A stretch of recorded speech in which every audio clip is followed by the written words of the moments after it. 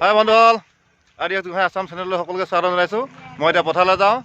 এয়া ৰোৱনী ৰৈ আছে, চাওক এতিয়া আলহী ৰোৱনী ৰৈ আছে। এতিয়া আমি যাম পথাৰত ভূঁই ৰুব। অঁ, এই ছাতি লৈ আহিছে। ব'লক পথাৰত দেখামে কেনেকৈ ভূঁই ৰুৱে দেই। বন্ধুসকল, ঘৰৰ পৰা বহুত দূৰ হয় ইয়ালৈকে মই আহিবলৈ। ইয়াৰ ৰাস্তা দেখিছোঁ, ইয়াৰ পৰা আকৌ পথাৰলৈ এডোখৰ সোমাব লাগিব। তাৰপিছতহে পথাৰখন পাম। পথাৰলৈ আকৌ 1 কিলোমিটাৰ যাব লাগিব। আপোনালোকক দেখুৱাম, আৰু ভুল ভ্ৰান্তি হ'লে ক্ষমা কৰিব দেই। আৰু পথাৰখন আছে বহুত দূৰত, ইয়াৰ পৰা একদম তালৈ যাব লাগিব। গোটেই ফুল এটা দেখিছে, এইটো এই তালৈ যাব লাগিব।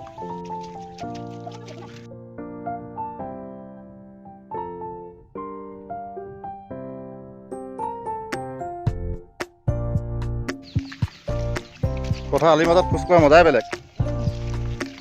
আপোনালোকে এনেকৈ গৈ পাইছে নাই জনাব কমেণ্টত। এই পানী খাই খাই আলিবিলাক ঢিলা হৈ আছে, ভৰি দিব নোৱাৰি, ভাগি যায়। অলপ সাৱধানে খোজ কাঢ়িব লাগে। কাম কৰিব সেই অলপ হাবি লাগিছে যে সেইডোখৰত। প্ৰায় পথাৰলৈ 1 কিলোমিটাৰ সোমাব লাগে। এই পানী চানী চব যোগান কৰি লৈ আহিছে, পথাৰত পাবলৈ নাই।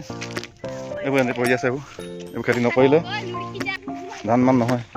তেনেকৈ পানীটো বৰষুণ নিদিলে ইয়াত পানী নহয়, আৰু পানী নহ'লে এতিয়া ধানখিনি গেৱলি হ'ব পাৰে। মানে ধান ফুলাৰ পাছত গেৱলি বুলি কয়। ভালকৈ নাজানিছোঁ ধানটো মানে যেতিয়া হ'বলৈ হয় আৰু ভিতৰত তেনেকুৱা টাইমত পানী নহ'লে কি বোলে ধানটো পতান হৈ যায়। তো পানীটো খুবেই প্ৰয়োজন। তো তেনেকুৱা কাৰণে এইখিনি অকণ থাকি দিব যায়। বাকী ভিতৰলৈ অলপ দ হয়, দহত পানী বেছি হ'লে মানে ধানবিলাক মৰি যায়, পানীয়ে মাৰি দিয়ে।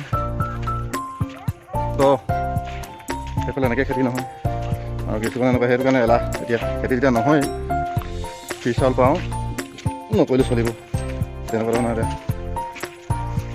মানে মনত ভাৱ এটা হয়। এয়া পালোহি এতিয়া আমি এইখিনি অঁ এইখিনি আহি এয়া পথাৰ পালোহি। পথাৰৰ মাজত এয়া এইখিনিতে ৰোৱা হ'ব আজি। আমাৰ ৰোৱনী এইবিলাক দেখিছে নহয়, খোৱা বস্তু লৈ আহিছে লগত।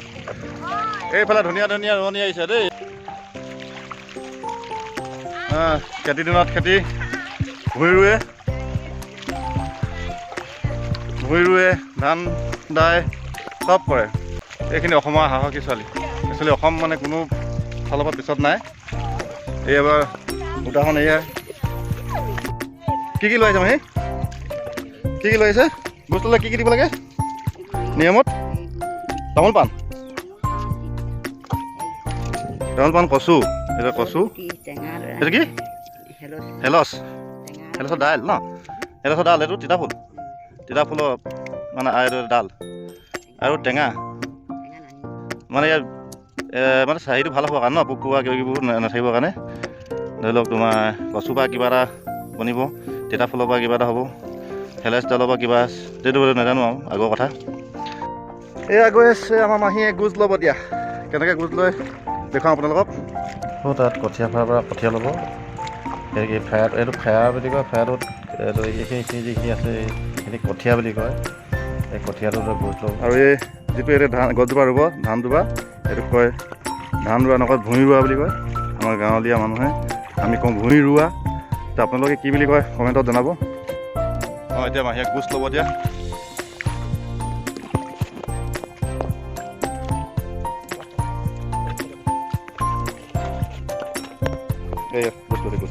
এইটো ষ্টাৰ্টিং আৰু আৰম্ভণি। আমাৰ কি বুলি কয় ৰুলে?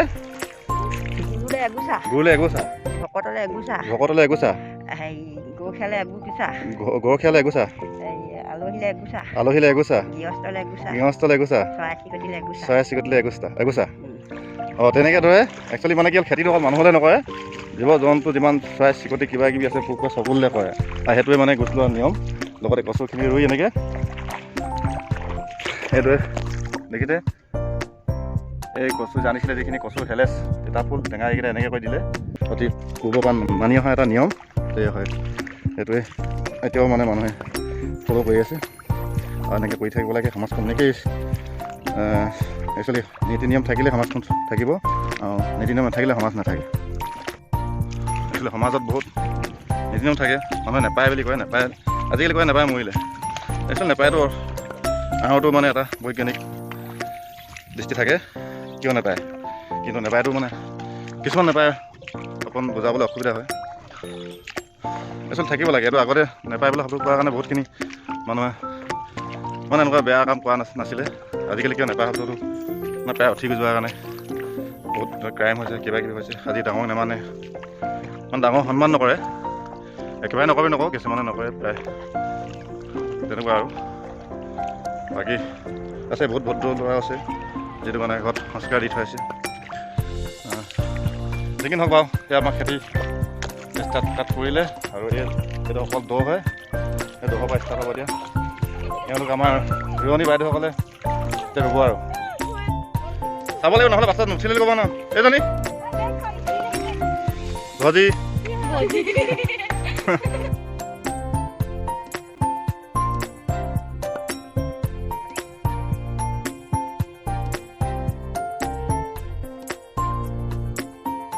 আজিকালি তাত তেনেকুৱাই আৰু। গাঁৱৰ ৰোৱনী হ'লে মানে বাৰু নিজে আহে, এইটো অকণমান আলহী ৰোৱনীৰ কাৰণে। গাঁৱৰ মানুহবিলাক অকণমান আজিকালি উন্নতি হ'ল, এই ইমান খেতিত ব্যস্ত নহয়, আৰু নিজৰ খেতিয়ে মানে কৰা নাই, তো আনক কৰোঁ হয়। দুখ লাগে এইটো কথাবিলাক চাওক, একদম কেনেকৈ পৰি আছে, এইবোৰ কিবা ঘাঁহনি হয়। অঁ, ৰোৱাটো এতিয়া আপোনালোকে দেখাম দেই কেনেকৈ ৰোৱে। তিনিকুণীয়াকৈ ৰুব লাগে, মানে এটা চিঙৰা বা জাকৈ টাইপত, আৰু তেনেকৈ ৰুলে মানে একদম আপোনালোকেও পাৰিব, নতুনকৈ শিকিব আহিলেও পাৰিব। আপোনাক দেখাই আছোঁ ইয়াৰ ৰোৱা পদ্ধতিটো কিদৰে ৰোৱে। হে, ত্ৰিভুজটো নিচিনা, ত্ৰিভুজ। অঁ চাওক, ৰোৱা পদ্ধতি এইটোৱে, চাই লওক।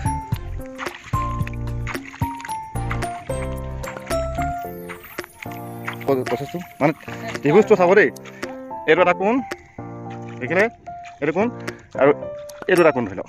একদম একজেক্ট ত্ৰিভুজ নহয়গৈ, হাতে মিলাবলৈ অসুবিধা। এইটো এটা কোণ দেখিছেনে, এইটো এনেকৈ চাওক, এনেকৈ এনেকৈ এইটো ত্ৰিভুজ দেখিছেনে। ইয়াৰ বোলে নহয়, এইটো এতিয়া ৰুব লাগিব এইখিনিৰ পৰা এনেকৈ কৰি এইটো খালী আছে দেখিছোঁ, ইয়াত এটা ৰুব, আকৌ এইটো ত্ৰিভুজ হ'ব তেনেকৈ। এইটো চাই ত্ৰিভুজ আকাৰ দেখিছেনে। অঁ, দুজোপা এনেকৈ দিবলৈ, এইফালে এজোপা দিলে, ইয়াত এজোপা দিলে, ইয়াত এজোপা দিলে।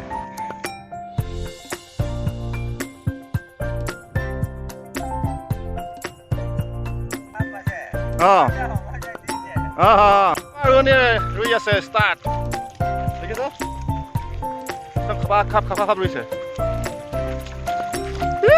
ফুলি যাম আৰু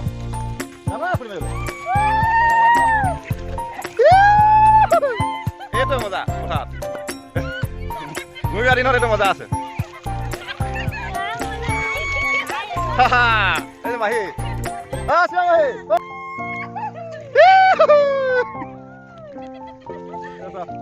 আগতে ভিতৰত দেখাইছিলোঁ আপোনালোকে, হাল বাই থকা যে, হাল বাই থকা মাটিটো এইটো হয়।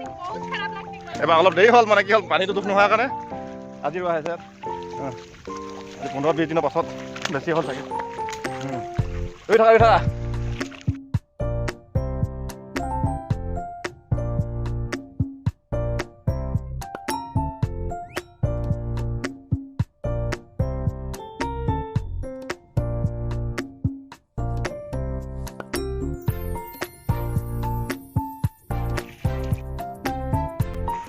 তেনেহ'লে বন্ধু হ'ল, দেখুৱালোঁ আপোনালোকক কেনেদৰে ভূঁই ৰুৱে। তো আপোনালোকে জনাব, ভাল লাগিলে লাইক, কমেণ্ট আৰু শ্বেয়াৰ কৰিব। এতিয়া সিহঁতি পিছফালে ৰুই আছে দেখিছেনে, আৰু আমি এতিয়া ভিডিঅ'টো শেষ কৰোঁ। তেনেহ'লে বাই বাই।